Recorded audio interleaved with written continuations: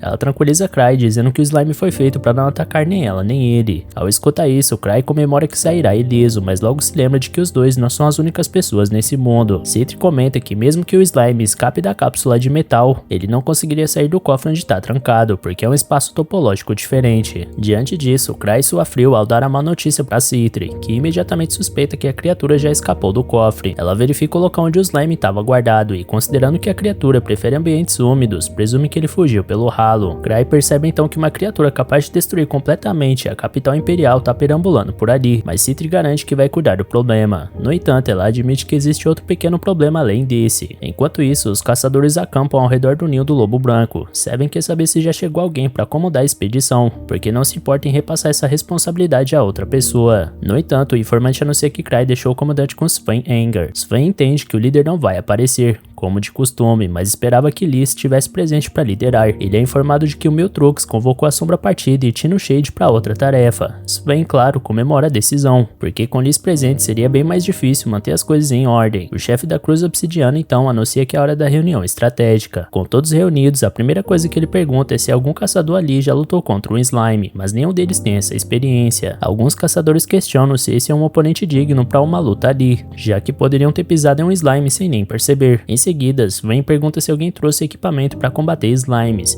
e alguns caçadores respondem que eles são fracos contra espadas, martelos, magias de fogo e vento e até inseticidas. Ao escutar isso, Sven lamenta a visão estereotipada que todos têm de um slime. Para a maioria, qualquer coisa serve para derrotar essa criatura. Nessa hora, o líder dos caçadores expedicionários, que tem problemas com a Cruz Obsidiana, toma a frente e afirma que ele e seu grupo vão destruir a criatura de que todos têm tanto medo, mas os outros caçadores o olham com desprezo, como se ele fosse o primeiro a morrer nessa missão. Sentindo-se humilhado, ele continua irritado com o fato de todos darem ouvidos a um líder que nunca está presente na hora da luta. De repente, Talia Wildman pede a palavra e se apresenta como uma alquimista. Sven Anger e seu parceiro ficam surpresos, porque achavam que apenas Citri era alquimista no clã. Talia explica que estava no laboratório do clã com Citri, estudando juntas sobre o slime. Sven pergunta sobre uma fraqueza da criatura, e ela mostra uma substância específica que produziu com Citri para eliminar slimes. Essa substância não funciona em outros monstros, mas se esse slime for da categoria certa, há 99% de chance de ser eliminado com o item. Enquanto isso, Magus Mestre anuncia que o momento está próximo, comunicando-se à distância com os membros do grupo. Sophia Black concorda, afirmando que a pesquisa do mestre é extremamente poderosa. Agora que tudo está pronto, a Torre de Akashi não poderá perder, especialmente por enfrentar menos de 100 caçadores. Com o poder que possuem, podem aniquilar todos. Magus pergunta qual será o próximo passo e Sophia dita o plano. De volta ao ninho branco, Sven Anger anuncia que todos devem se dividir em grupos para invadirem o local, com todo o cuidado possível. É essencial que todos usem os apetos para comunicação, especialmente em casos de emergência ou descobertas. Os caçadores que não foram designados para supressão ficarão como pessoal de resgate, sempre atentos do lado de fora. Com tudo decidido, Sven eleva o moral do batalhão, incentivando todos a mostrar ao mestre que uma missão como essa pode ser conquistada com facilidade. Horas depois, os líderes se reúnem para discutir os avanços, mas tudo que encontraram na caverna foram lobos guerreiros guerreiros, e bem menos do que esperavam, além de anormalidades fantasmagóricas que foram relatadas. Diante dos fatos, os líderes começam a questionar se a visão de Cryender estava equivocada. Nesse instante, o líder do grupo rebelde afirma que se os chefes não têm mais nenhuma instrução inútil para passar, parece que essa expedição já terminou. Sven responde que qualquer reclamação será ouvida só depois, e já que esses homens voltaram do interior, que fiquem quietos. Nervoso, o rebelde volta a ironizar a atenção que a Cruz dá para Cry, considerando que ele nem aparece em situações como essa. Após a partida do rebelde, Henrik comenta que conheceu pouco sobre Cry, mas confia em Sven. Em seguida, o rebelde vai mijar na floresta, sem deixar de resmungar sobre a falta de vontade da Cruz Obsidiana e do Miltrux. Segundo ele, se Ark Rodin tivesse dado essa informação sobre o slime, talvez fosse verdade. Mas um garoto sentado o dia inteiro na capital imperial que diz saber o que acontecerá no futuro já é demais pra ele. Segundos depois, ele ouve um uivo sinistro vindo da mata e imagina que seja um lobo guerreiro. Mas ao se aproximar do som, percebe que é algo muito diferente. Ali perto, a torre e a caixa manipulam um gigantesco lobo que planeja usar contra a expedição de Strange Griff. Um dos membros da caixa questiona se esse lobo será suficiente contra 100 caçadores, enquanto o outro ironiza o fato de Sofia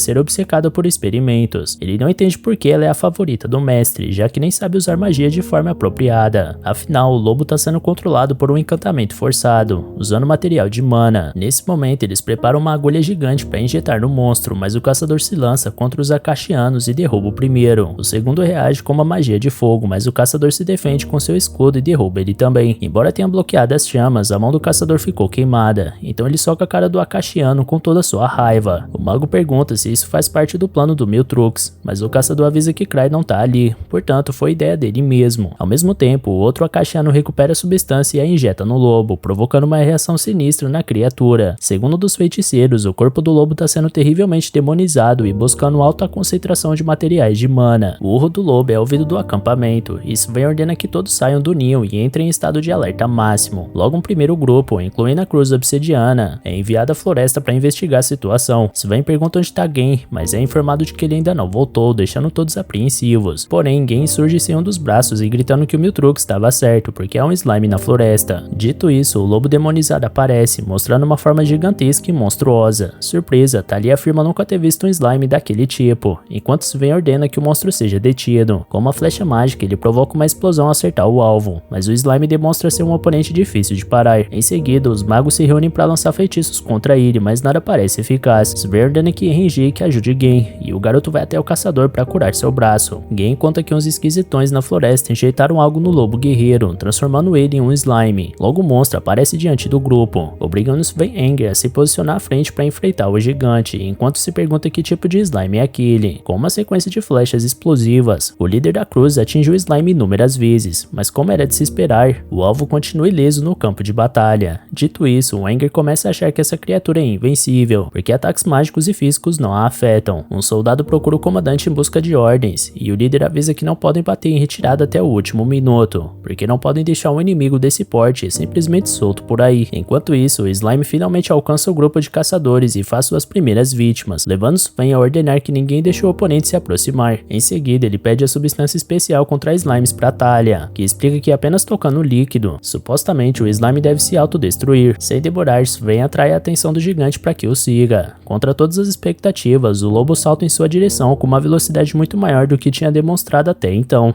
Sem chances de fugir, Anger finca a substância no chão e atrai outro salto do lobo. Com isso, o lobo cai sobre o frasco e inicia um processo de autodestruição, mas o efeito misteriosamente cessa, e a fera permanece viva. Inconformados, Sven-Anger grita que esse monstro não é um slime e chama Cry de idiota. Um soldado ao lado lembra que Cry tinha dito que seria uma criatura parecida com um slime, mas não exatamente um monstro dessa espécie. Diante dessa confusão, o líder da Cruz Obsidiana adoraria saber quantas vezes Andre vai colocar eles em enrascadas desse tipo. De repente, Citri surge em cena e avisa que se trata de uma barreira mágica. Sven questiona o que a alquimista tá fazendo ali, então ela explica que Cry começou a suspeitar que essa missão poderia ser um pouquinho mais perigosa do que ele imaginava. Na ocasião, ela pediu para assumir o comando da expedição. Agora, Citri conta que uma quantidade enorme de poder mágico flui através da superfície do corpo desse lobo, formando um poderoso campo de força que repele flechas e feitiços. Diante disso, ela planeja repor o corpo derretido do monstro com material de mana. Por fim, ela conclui que o experimento foi um verdadeiro fracasso. Seja como for, é hora de resolver o problema. Então a garota arremessa um cilindro metálico na direção do lobo e manda Swain atirar uma flecha no objeto. Com a explosão, a reação imediata destrói a fera. Swain pergunta o que a alquimista arremessou, e ela explica que foi um anti-mana metal. Em seguida, Gark aparece na floresta com seu equipamento de guerra, e Citra explica que foi ele quem deu uma carona pra ela até ali. Confuso, Swain quer saber o que diabos está acontecendo. Então ela revela de uma vez por todas que tem uma ideia de quem tá por trás disso tudo. Enquanto isso, na Torre Akasha, Magus descobre que a alquimista que Sofia mencionou derrubou facilmente o fantasma demonizado. Mais tarde, o Strange Griff se reúne para discutir a situação, já que Citra Smarda acaba de contar sobre o suposto envolvimento da Akasha, que estaria pesquisando uma forma de manipular cofres do tesouro. Noctus Cotlier, conhecido como Mestre Magus, está liderando esse grupo de criminosos para desenvolver um dispositivo subterrâneo. Então a Seagri deve interrogar o mago capturado por Gain na floresta. Embora Citra só tivesse um anti-mana metal, ela acredita que existe uma maneira de vencer essa batalha, mas para isso ela vai precisar da força e cooperação de todos, uma vez que ela mesma não possui essa força. Após a reunião, Enic comenta com Swain que a alquimista parece muito capacitada e honesta, já que confessou ser fraca. Enger responde que ela faz o tipo fraca poderosa, e é melhor Enic não se deixar ser manipulado por esse tipo de gente, afinal, por ser fraca, ela acha que pode se safar de tudo, usando de todos os meios necessários para conseguir o que quer. Até onde Swain sabe, Citra é tão monstruosa quanto os outros membros da Seagri. Falando nisso, Liz reclama que a alquimista é uma fracote que já deve ter morrido, e por isso não deveria ter partido sozinha, mas Cry continua ignorando a súplica da Sombra Partida para se juntar à expedição.